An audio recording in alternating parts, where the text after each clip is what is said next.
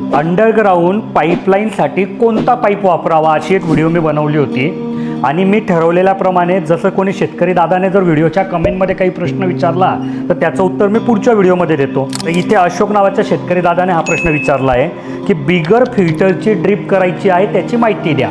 तर बघा, तुम्हाला जर ड्रीप इरिगेशन करायची आहे तर असं कुठलंच ड्रीप इरिगेशन येत नाही की जे बिना फिल्टरने वापरता येतं.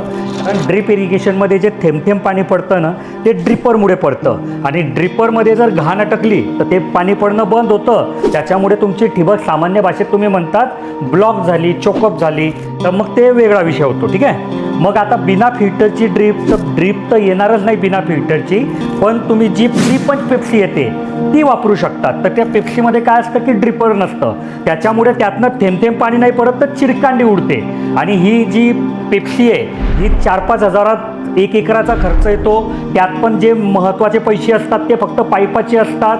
ह्या ठिबकला तुम्ही फिल्टर नाही लावलं तरी चालते, कारण याला ड्रिपरच नाही आहे. चोकअप झालं तर ते छिद्र मोकळं करता येतं किंवा बाजूला नवीन छिद्र पाडता येतं. जर तुमच्याही मनात असा काही प्रश्न असेल तर कमेंटमध्ये विचारा, मी पुढच्या व्हिडिओमध्ये त्याचं उत्तर देईल. तुम्हाला जर ही प्री-पंच पेप्सी वगैरे विकत घ्यायची असेल तर आमचे इंजिनियर सकाळी 8 ते संध्याकाळी 6 ह्या नंबरवर उपलब्ध असतात, त्यांना तुम्ही कॉल करू शकता.